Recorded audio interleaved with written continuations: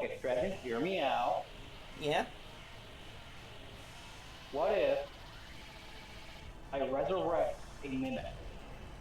No. What do you mean, no? I don't want to deal with an undead shapeshifter. Yeah, sure, but you'll let me resurrect a dragon?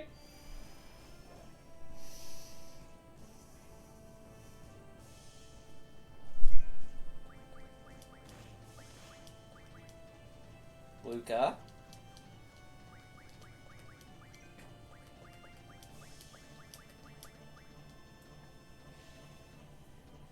You realize I have yet to even fully run a campaign in starter because of me trying to do world building first while trying to rebuild all the mental stuff the whole entire time.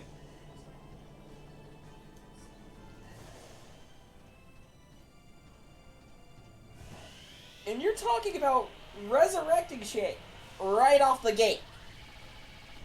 Hey. At least I'm not going for the idea of resurrecting a zombie druid. I promised you I wouldn't do that. A resurrected mimic would be kind of funny because I can pull pranks on the party.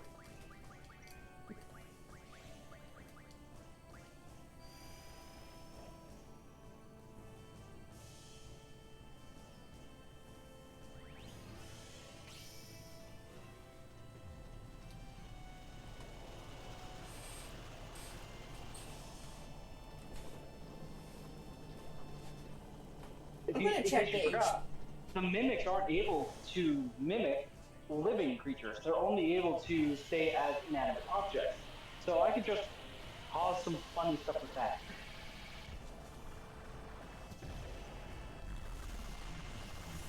Like, to have a mimic, like, resurrect mimics, have them turn into gold pieces to use for buying things, and then in the dead of night, have them as at your commands come back to you by escaping the shop. Hey, what's that? We got free stuff.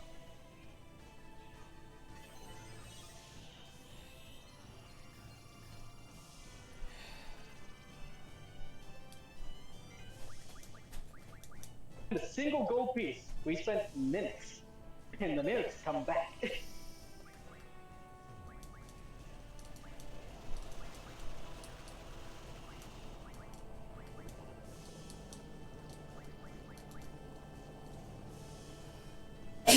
My shenanigans.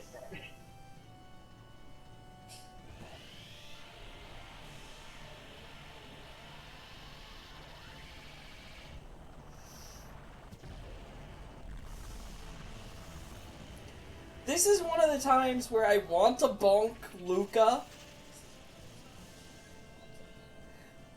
but because I'm streaming, I cannot. Because I cannot access those.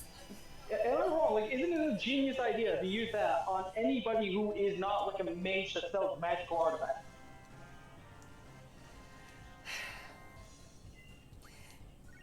Yeah. Though, people who don't know the world building lore of my stuff might try to pull that to the wrong person, and you know what would happen with that shit.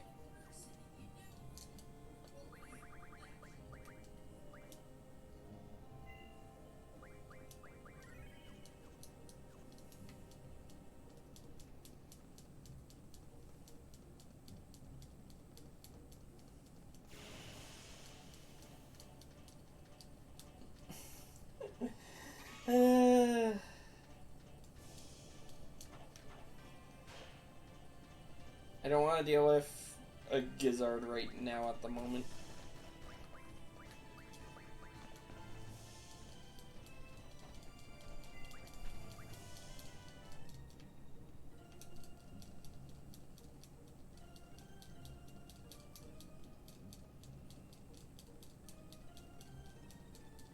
Oh, I just realized one of the pranks I would do if I had a.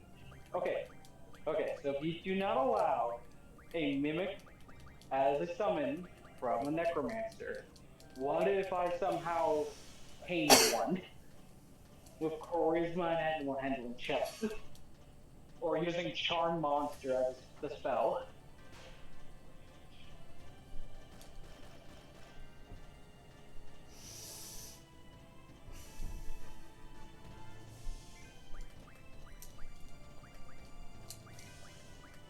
I will say this. One of the things I would probably do is make it pretend to be a bag of holding and hand it to a teammate.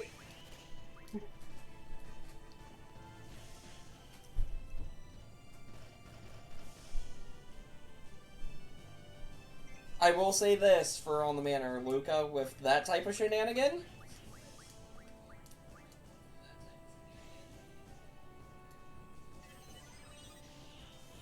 I would be making sure each person who interacts with it rolls a not investigation, but a perception check immediately. Well, that's the thing. With a mimic, they're not allowed to do perception checks unless they're looking for it. If they don't know a mimic's around, they aren't looking for it, which means it has to be based off their passive perception, which is not a roll.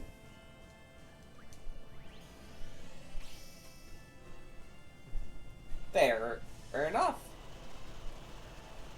I am using the own game logic.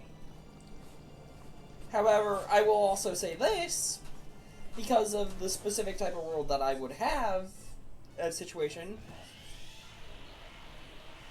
there are maybe traits that I also will be implementing. But and the reason why I was... those with... Sorry, continue. And the reason why I was specifically saying with mimics, there would be a perception check roll, would be an eerie sensation of something not being right, existing as a phenomenon in that world. Interesting. Normally mimics are not considered a anomaly, but fair enough.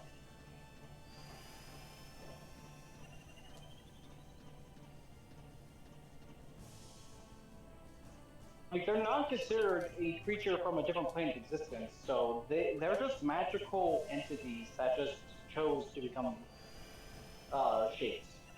Yeah. I get that. That's a regular D&D world setup, but you have to keep in mind, my situation with me doing the situation of D&D, I'm trying to build my own world in the process. Like the world of IO people have been doing. I want to point out, if you're going to go that route, I would recommend instead of using D&D's like preset setup for stat blocks and all that stuff, go for Pathfinders. Pathfinder just gives you more like customization. And did I say that I was going purely off D&D stat block? Or did I actually... No, but you get why I'm mentioning use Pathfinder. Pathfinder was just literally designed for complete customization of worlds and games, along with classes. So I know that you play D&D, and that's why we were originally thinking about just using D&D's stuff for it for the most part. But the more I think about it, we might just literally be better off just using the Pathfinder book. And that's kind of been why I've been kind of stagnated and delayed about asking about stuff on that end, because the fact I've been trying to rebuild the whole Dreamscape world situation without letting it consume in certain ways, which... so that way I could do the world building for everything else. That's also why I removed a lot of my prompts from my channel points that I had before as well, that was on my more expensive end for a while.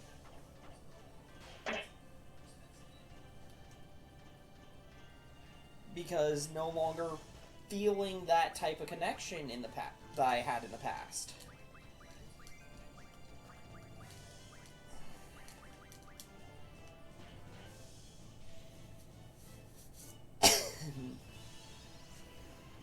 It's all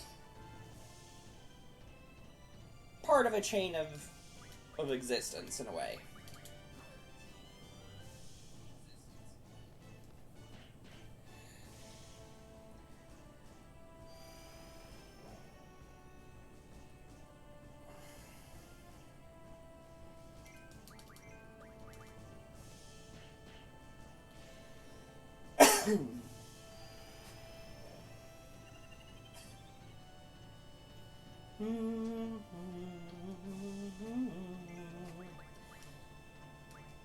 Flowing through the melodies that can be sung, as from the heart a new port has sprung.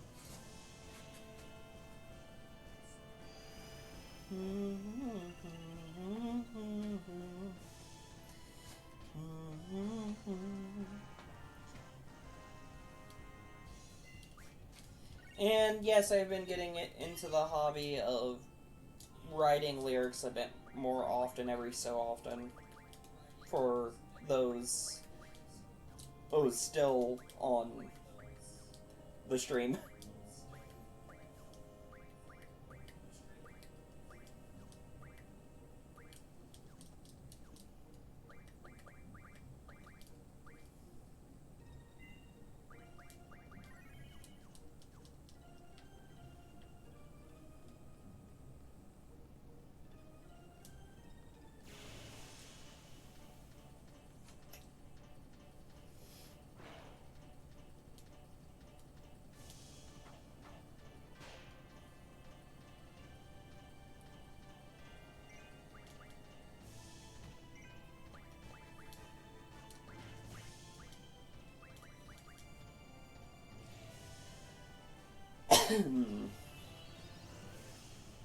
Gotta love when an enemy's actually able to be hurt by the spells they carry.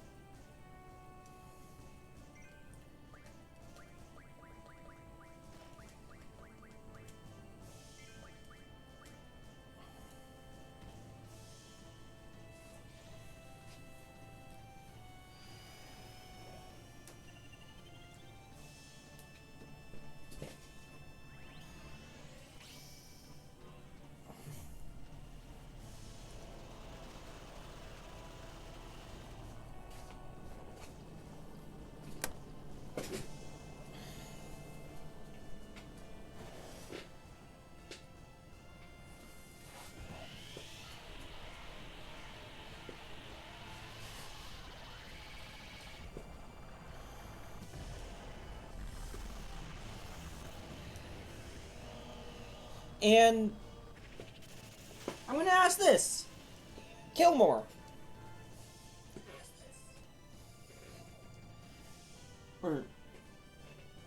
What's your thoughts on a potential campaign having a dual system for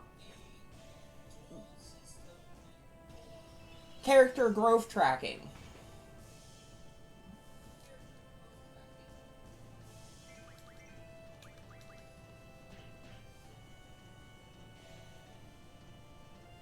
As in, it is affected both by milestones and XP in certain manners.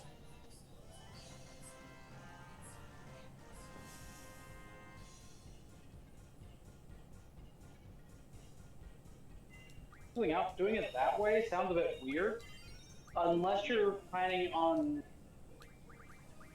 because if you're doing both milestones and EXP, that means you're going to be putting a lot more enemies that have lower amounts of EXP as big fodder. While milestones are completing parts of the story to guarantee a level up, which will completely ruin the point of EXP, because they would have to exactly make them that level, so it just gets rid of all the prior EXP they had. Luca?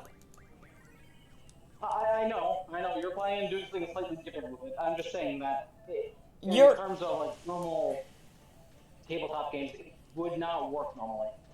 Yeah, you're assuming it from the generic setup. Well, Like, I can understand it to an extent. Personally, in my opinion, I would think maybe try using the milestones for like